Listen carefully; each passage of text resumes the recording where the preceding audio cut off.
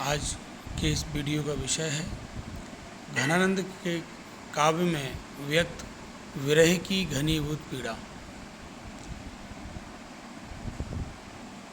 हिंदी साहित्य के रीति काल में रीति मुक्त काव्य परंपरा के सर्व प्रमुख कवियों में घनानंद और उनकी रीति मुक्तता का जो मूल आधार है वह है उनके प्रेमी से प्राप्त बेवफाई के फलस्वरूप उनके काव्य में व्यक्त प्रेम की एकनिष्ठता और उसके विरह का काव्य। जैसा कि विदित है कि संयोग में जब सुविधाएं उपलब्ध होती हैं तब किसी को सही मायने में परखा नहीं जा सकता है। धीरज धर्म मित्र नारी आफत समय परखिए सारी। उसी प्रकार आपत्ति या मुश्किल के वक्त पता लगता है कि आपके अंदर की पीड़ा कैसी है।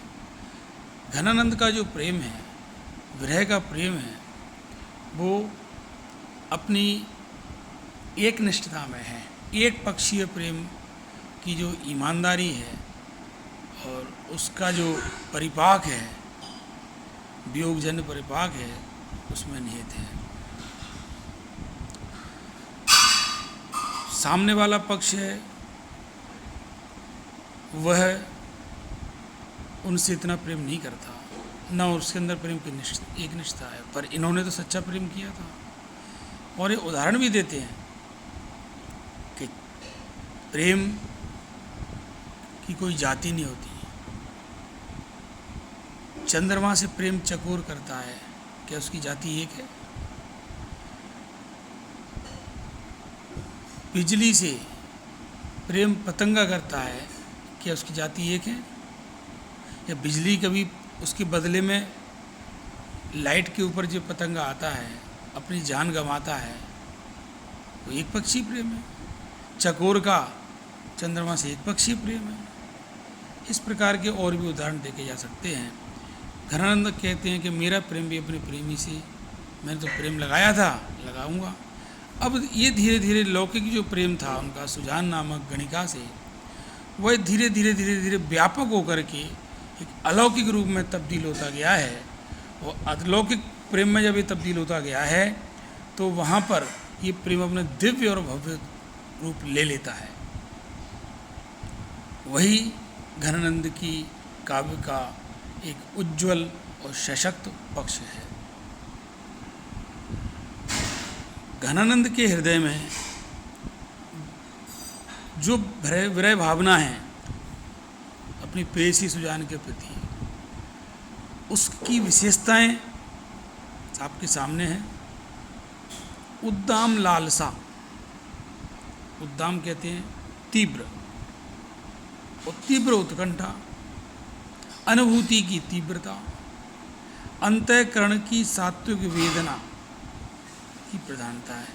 अंतःकरण, शुद्ध अंतःकरण, और सात्विक शब्द आया। वेदनाओं में क्या होता है, प्रायः लोग अपनी मर्यादाएं लांघ जाते हैं। इन्होंने कोई मर्यादा नहीं लांघी। इन्होंने अपने जो प्रेमी को अपने एक ईश्वरीय रूप में, इस प्रकार एक भक्त अपने परमात्मा से प्रेम करता है, उसमें तब्दील इन्होंने कर दिया है। इनके विरहानुभूति की निम्न विशेषताएं हैं। पहला बिंदु आपके सामने रूप आसक्ति की प्रधानता। अब आपको पता है वह सुजान उनकी प्रेयसी कैसी है, बहुत सुंदर है, अनिंद्य सुंदरी, और उसमें अलौकिक प्रेम के दर्शन उसमें होते हैं। वे उस सौंदर्य को नित्य देखना चाहते हैं क्योंकि उन्हें नया प्रतीत होता है। वह रूप हमेशा आज जैसे रूप है वो उनको नित्य प्रति नवीन लगता रहता है, और इसी रूप पर उन्होंने अपने को सर्वोच्च रूप से निछावर कर दिया था। किंतु दुर्भाग्य वह है वह प्रेम उनका आंखों से ओझल हो गया, देखने को नहीं मिल रहा है। पर उस पागलपन के हद तक जाने वाली जो रीझ है, उसके हाथों बिककर रात दिन वियोग की आग में जलते रहते हैं। कहते हैं रावरे रूप की रीति अनूप, नयो नयो लागत ज्यों ज्यों निहारिये, त्यों इन आँखिन वाणी अनोखी, अघानी कहूँ नहीं आन त्यारिये। अंत की पंक्ति, रोकी रहे ना वह घन आनंद, बावरी रीझ के हाथन हारिये। इस प्रकार से अपने विरह में भी उस प्रेमी के रूप को बार बार निहारते रहते हैं। अगले बिंदु में हृदय की मौन पुकार। अब इनका जो प्रेम है उसमें बौद्धिकता नहीं है, ये हृदय की सच्ची अनुभूति है। कुछ जगह पर जहाँ पर बुद्धि की प्रधानता हो जाती है वहाँ आडंबर आ जाते हैं।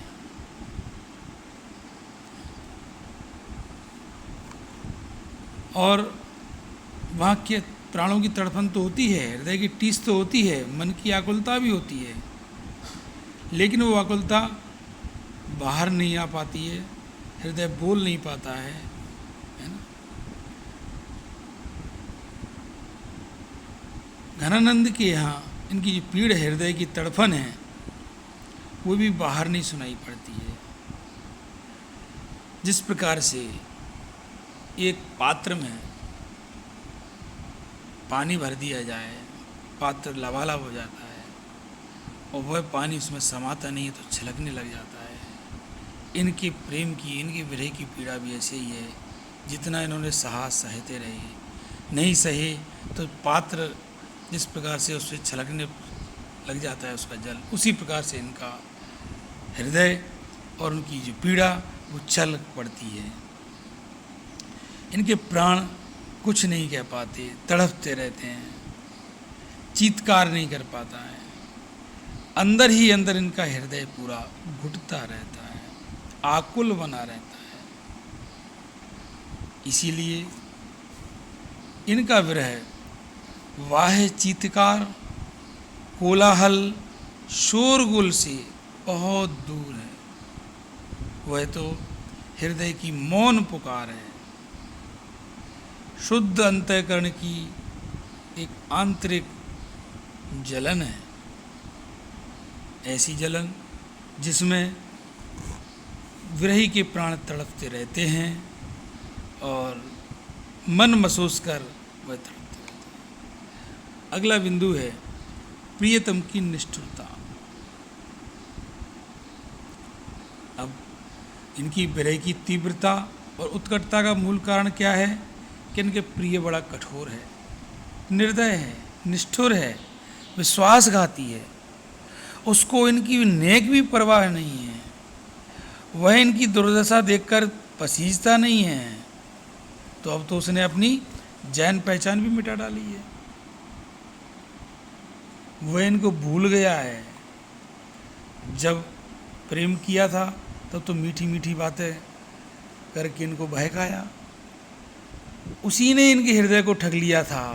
और अब उसकी निष्ठुरता, कठोर व्यवहार रात दिन इनको जलाता है, तड़पाता है, बेचैन बनाए रखता है। तो ये इनकी निष्ठुरता उनकी पंक्तियों में ही सुनिए। भय अति निठुर मिटाए पहचान डारी, यही दुख हमें जक लगी हाय हाय। जक माने टेक, बारंबार।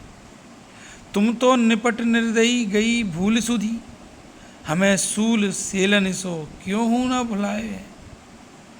मीठे मीठे बोल बोली ठगी पहले तो तब, अब जिए जारत कहो तो कौन न्याय है। इस प्रकार से ये अपनी बात कहते हैं। अब प्रेम की विषमता में तो बात ये है कि इनका प्रेम एकांगी है, समान नहीं है, दोनों तरफ से नहीं है। दोनों तरफ से प्रेम तो शुरुआत में था, संयोगजन था, वियोगजन नहीं है। क्योंकि जो वियोगजन सच्चा प्रेम इनका होता सामने वाले की तरफ से, तो तड़फन जो इनको है उसको भी होती, जो कि नहीं है। इनके यहाँ तो विषमता है, तड़पन है, चीत्कार है, जलन है, धड़कन है। केवल अपने प्रेमी की ही हृदय से रात दिन तड़पता रहता है, और सामने पक्ष में उनके सुजान प्रीतम के हृदय में ये आग बिल्कुल भी नहीं है, क्योंकि उनका रिप्लाई नहीं आता। उनके यहाँ आकुलता व्याकुलता नहीं है, तनिक भी बेचैनी नहीं है। यह प्रेमी मतलब घनानंद का जो हृदय जितना उसको चाहता है, जितना तड़पता है ना, उतना वो सामने वाला नहीं चाहता। परंतु प्रेमी घनानंद को इस बात की कोई चिंता नहीं है। उनका प्रिय उनके प्रति कैसे ही भाव रखे, वे तो अपने प्रिय के अनन्य प्रेमी हैं, एक निष्ठ हैं। उनके तो रोम रोम में प्रीति बसी हुई है। चाहो अनचाहो जान प्यारे पे आनंद घन, प्रीति रीति विषमजु रोम रोम रमी है। अब है इनकी अंतर्वृत्तियों की बहुलता। अब चूंकि अंतःकरण के मनोवेगों का इनकी प्राधान्य है, मन की या अंतरंग की विविध गतिविधियों की इनकी प्रचंडता है। उनकी चित्त वृत्तियाँ, हृदय की वृत्तियाँ बड़ी उद्दाम वेग से, तेजी से, बहुत घनीभूत होकर आती हैं, और विविध रूप के दर्शन उनके यहाँ हृदय की अंतर्वृत्तियों में होते हैं। नए तरह तरह की अंतर्दशाएँ इनके यहाँ प्राप्त होती हैं। काम दशाओं को भी कहा जा सकता है, और ऐसे अनेक चित्र मिलते हैं। ऐसे अंतर्वृत्तियों को साहित्य शास्त्र में, यद्यपि साहित्य शास्त्र के अनुसार नहीं चले हैं, लेकिन साहित्य शास्त्र की चीज़ें इनके कई दर्शन हो जाते हैं। 10 दशाएँ मानी गई हैं। उसमें अभिलाषा, चिंता, स्मृति, उद्वेग, प्रलाप, उन्माद, व्याधि, जड़ता, मरण।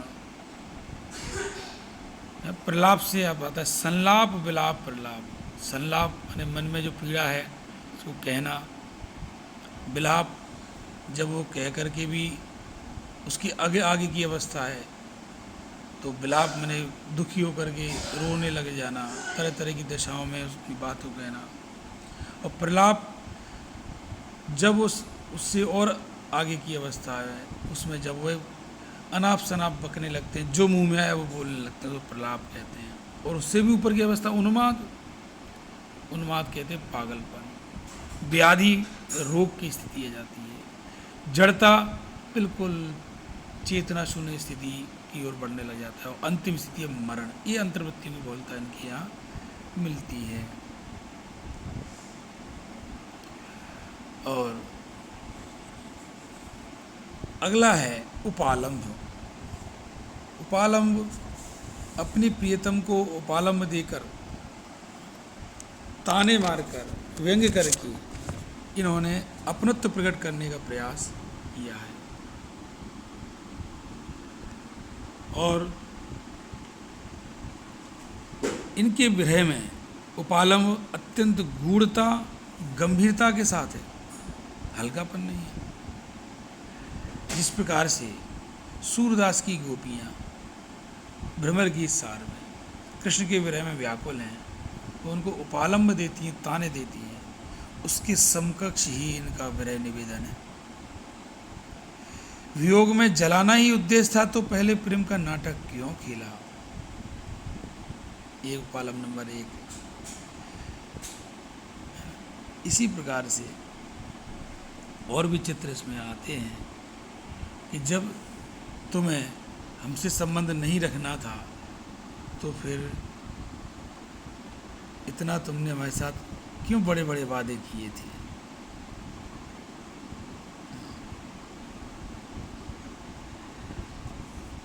इसमें घनानंद ने स्वयं को अत्यंत दीन, हीन, दुखी, विनम्र और अनन्य प्रेमी कहा है उपालम में। और पता है उपालम ताने मारे जाते हैं तो सामने वाले को क्या कहा जाता है? तुम कपटी हो, विश्वासघाती हो, निर्मोही हो, छली हो, और तुमको क्या है सारे सुख उपलब्ध हैं और प्रेम तुम्हारे अंदर है ही नहीं है। प्रेम होता तो हमारी तुमको पीड़ा सुनाई नहीं देती, उसका प्रबंध नहीं करते। इस प्रकार की बात इनके यहाँ कपट, व्यवहारपूर्ण कठोरता पर उपालम देते हुए ये कहते हैं कि अति सूद और स्नेह को मारा गया। देखिएगा इसमें उपालम भी दिया है और प्रेम की गहराई का बात भी किया है। ये पंक्तियाँ घनानंद के काव्य की उत्कृष्ट पंक्तियाँ हैं। क्या कहते हैं? अति सूद और स्नेह को मारा गया। स्नेह का मार्ग तो सीधा है, जहाँ नेक सयान, वो बिल्कुल सयानापन, चतुराई की बिल्कुल भी नहीं चलती है। तहाँ सांचे चले तजी आपन को, आपन को मैंने अपना अभिमान, घमंड छोड़कर के जो सच्चे होकर के चलते हैं। झिझके कपटी जे निशांक नहीं। झिझकता कौन है? जो कपटी हो, जिसके हृदय में कपट हो, जिसको निशंक होगा वो नहीं झिझकेगा। घनानंद प्यारे सुजान सुनो, इत एक ते दूसरो आंख नहीं। घनानंद कहते हैं उस सामने वाले को, ए सुजान, ए प्रेमी, सुन ले मेरी बात। तेरे यहाँ क्या है तू जान, मेरे यहाँ तो एक ते दूसरा आंख नहीं, एक ही है, दूसरा अंक नहीं है हमारे यहाँ, दूसरा विकल्प नहीं है। तुम कौन दो पार्टी पड़े हो लला, मन लेऊ पे देऊ छिटाक नहीं। ये पंक्ति है, गौर करना। तुम कौन दो, तुमने कौन सी पार्टी, कौन सा पाठ पढ़ा है। हे लला, लला शब्द यहाँ पर दो अर्थ निकलते हैं। लला इनकी कृष्ण भक्ति में जब इनका जो परिणत हो जाता है तो लला श्री कृष्ण के लिए आता है और स्वयं राधा बन करके अपनी बात कहने लग जाते हैं। और शुरुआत कहाँ से होता है? लौकिक रूप में इस सुजान के लिए इन्होंने कहा था, पर सुजान के प्रेम से ऊपर उठ करके इन्होंने लला शब्द दिया है कि स्वयं राधा या गोपी बन करके ये कहती हैं कि लला तुमने कौन सी पार्टी पढ़ी है। मन लेव, मन हमारा ले तो लेते हो पर देते बिल्कुल भी नहीं हो। इस प्रकार से इन्होंने अपनी बात को कहा है। और क्यों हंसी हेरी हरियो हियरा, और क्यों हित के चित चाह चढ़ाई। जब तुम्हें यही हमने प्रेम नहीं रखना था, तुमने क्यों मुस्कुरा करके हमारी तरफ देखा और हमारे हृदय को चुरा लिया। क्यों मीठे मीठे बोल बोले। अब मीत सुजान अनीति की पार्टी, इते पे न जानी ये कौन पढ़ाई। ये अनीति की पार्टी है प्रेमी सुजान, तुमको किसने पढ़ाई। इस प्रकार के उपालंबन किया बहुत मिलते हैं। अगला है अनन्यता और हित कामना। विरहन अपने प्रिय के प्रति इतनी आसक्त है।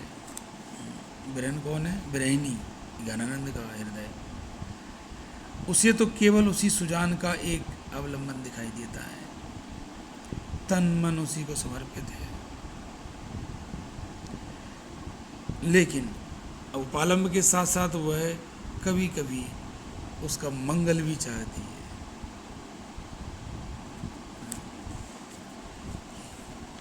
मछली से भी अधिक प्रिय विरह में तड़पना चाहती है। जैसे मछली को पानी से बाहर निकाल दो तो वह तड़पने लग जाती है, जल बिन मीन। अब उसी प्रकार से मछली की तरह तड़प रहे हैं, उससे भी ज़्यादा इनकी तड़पन है। अगला है प्रकृति का उद्दीपन रूप। विरह वेदना को तीव्र से तीव्रतम बनाने के लिए प्रकृति का सहारा प्राय सभी कवि लेते आए हैं। यहाँ भी प्रकृति के सारे उपादान जो विरही है उसके ऊपर कहर डाल देते हैं।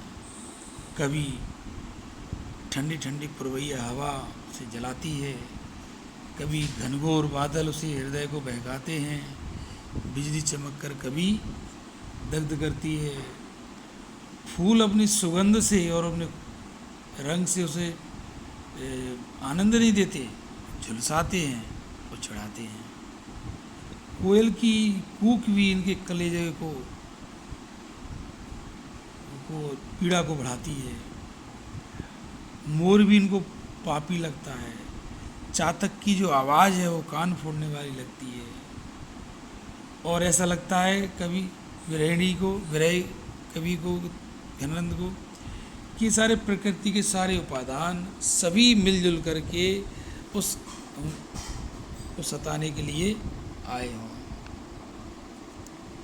कारी हे काली कूर कोकिला काहे को बैर काढ़तरी, तू काली है, क्रूर है हे कोयल, तो काय हमसे बैर निकाल रही है। कू के अब ही करे जो किन कोरिले।